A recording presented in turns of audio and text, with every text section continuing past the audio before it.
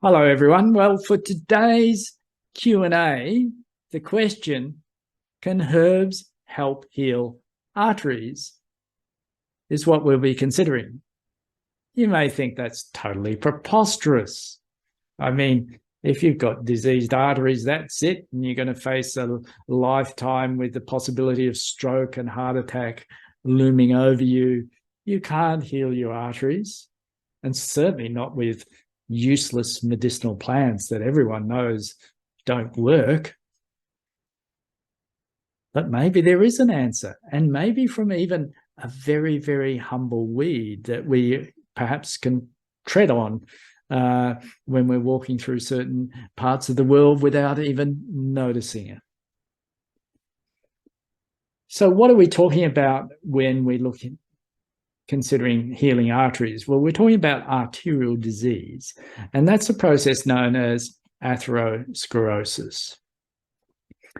There you get a buildup of abnormal tissue in the blood vessel wall known as a plaque, and that buildup can keep on increasing and increasing till it actually obstructs the artery, and that's a process called atherogenesis.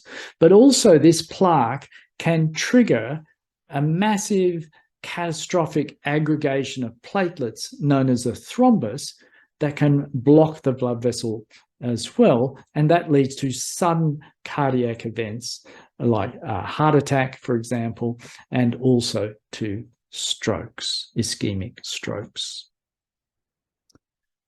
So the elephant in the room is this topic of vulnerable plaque. Now, it is receiving a very, very adequate attention, but it won't really become mainstream until, of course, the pharmaceutical companies develop drugs for treating vulnerable plaque with high-level evidence. So at the moment, it's talked about and what have you, and people have got ways of assessing it, but it's not really being seriously considered as a therapeutic option, and certainly not for herbs in terms of getting rid of vulnerable plaque. So generally, when someone has a heart attack or stroke and you get this catastrophic release of platelets, so you see that in the purple there, or catastrophic combining of platelets to form a thrombus, it's not just any plaque that does that. It's a type of plaque that's called high-risk, unstable, or vulnerable plaque. And it's plaque that's at quite high risk of rupture. And it's that rupture and the contents of the plaque being spilled into the blood vessel that causes that massive aggregation of platelets, the thrombus, that can block the artery. So a lot of the plaque on our arteries is actually stable. You can see the comparison of unstable plaque, and this is even a ruptured plaque, so they've got the thrombus there, that's that blob there. But let's ignore that it's ruptured and just look at the quality of the unstable plaque versus the stable plaque. So you've got a lot more lipid or fat, that yellow in the unstable plaque. You've got a much thinner cap on the plaque, so that makes it more prone to rupture. You've got lots of macrophages. You see the blue dots in the plaque, and that shows that there's inflammation. You've got a lot of micro blood vessels, high microvessel density in the plaque, and hence some bleeding. So it's quite different from your stable plaque. And what researchers are now saying, and this is quoting 2011, so it's a decade old, but in the decade in the time from 2000, our understanding of coronary atherosclerosis has evolved from a paradigm dominated by the plaque blocking arteries towards a deeper, more nuanced appreciation of coronary anatomy and physiology. And following the observation that most heart attacks, myocardial infarctions, are caused by lesions deemed non-obstructive. So it's not this the plaque grows and obstructs the vessel. It's that you get this acute catastrophic thrombus formation from a vulnerable plaque. There's now a fervent search for ways to understanding where and just how much vulnerable plaque a person has using imaging.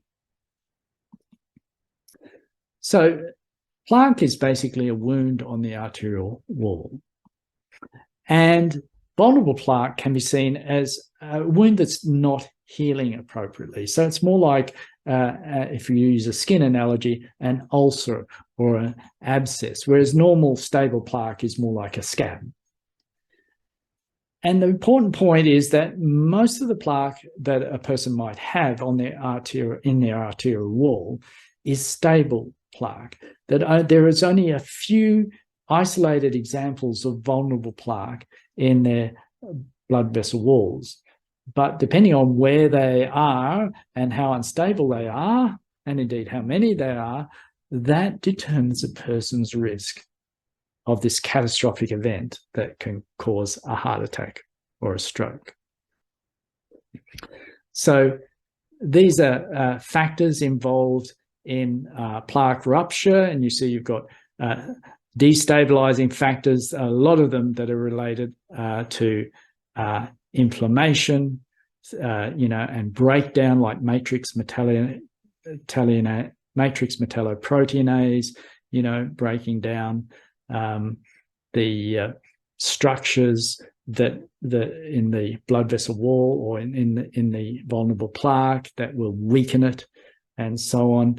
But then you've got restorative factors also working, for example, via your regulatory T cells. So you've got inflammatory Th1 cells that are tending to destabilize the plaque, and you've got your immune balancing Treg cells that are tending to stabilize the plaque. So our understanding of the pathophysiology suggests that this is a dynamic situation, and we can tip the balance one way or another. And that's what certainly has been observed for this humble herb, Gotu Kola. The first hint we had that it might have an impact on plaques was more than 20 years ago, with these two studies that were published more than 20 years ago. And the hypothesis was put that if vulnerable plaque is a wound that's not healed properly, then promoting healing should help it. And this two early placebo-controlled clinical trials, they used the active components, the Gotu Kola triterpenoids, asiatic acid and madecassic acid, an extract of that complexity, in people with low-density carotid plaque and low-density femoral plaque.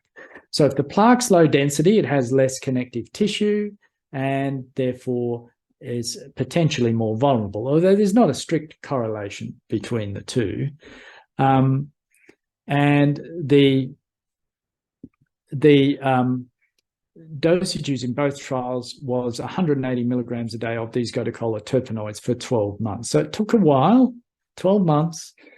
The dose is readily achieved with a modern, good quality Gotu Kola extract. And note, the key word here is stabilized. There was an apparent stabilization and improvement in density in these carotid and femoral plaques. But that was followed up by a significant trial in 2017. And it followed 391 relatively low-risk asymptomatic people over 4 years and assessed both, again, their carotid and femoral plaque. Group 1 just used education, exercise, and diet. Group 2 took pine bark actives, the OPCs, oligomeric procyanidins, 100 milligrams a day. And group 3 took the pine bark plus the Gotu Kola actives, in this case a bit lower than those earlier trials, 100 milligrams a day.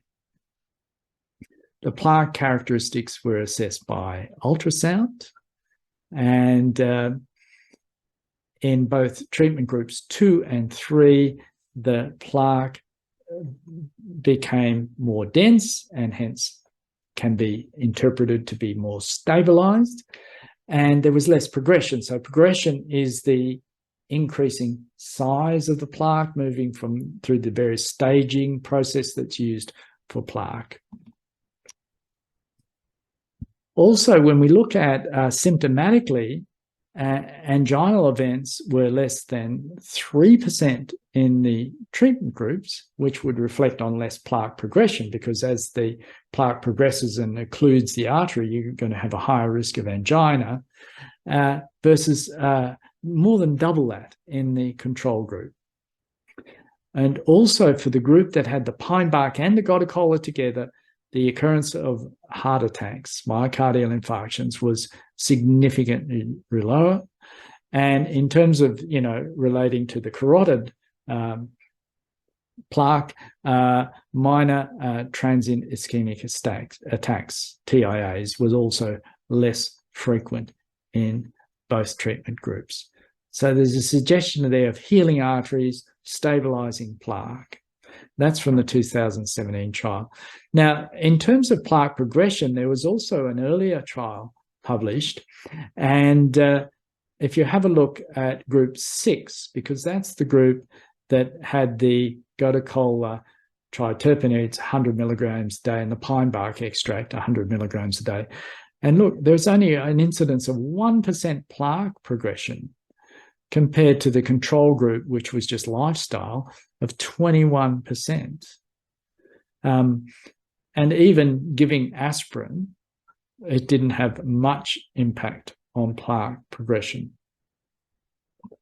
We now have a more recent trial, a 2020 trial, and it was originally at the beginning of the trial, asymptomatic patients who did have atherosclerotic plaque, class 4 and 5, so fairly well developed, as well as arterial wall within the wall, so not poking out so much, atherosclerotic lesions, and intima media thickening, which is an early stage of arterial disease. There were 54, there are 3 groups. And group 1 was 54 participants. Group 2 was, and they had standard management only, so lifestyle and exercise and so on.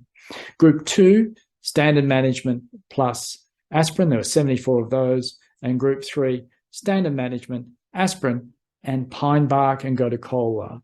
And that was 450 milligrams a day of the Gotu Kola extract, but the other trials were talking about the levels of actives, but this is not the level of actives. The active level the amount of active components would be a bit lower. This is just of the total extract.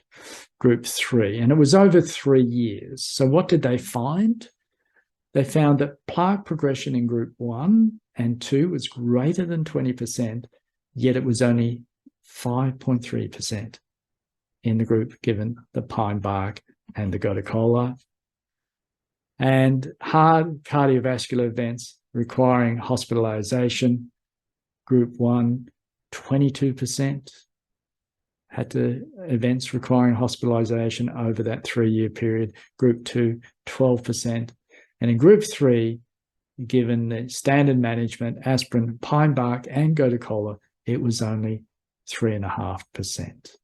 And in my view, it would have been still quite low, even without the aspirin, if you took the aspirin out, because yes, you can heal plaque, and pine bark extract, or you can probably use grapeseed extract if you can't get pine bark extract, and a good quality Gotu Kola extract with a defined level of Gotu Kola actives taken over time, and we're talking about years, can heal plaque. And that's why all my cardiovascular patients get Gotu Kola and OPCs from either pine or grapeseed. Thank you.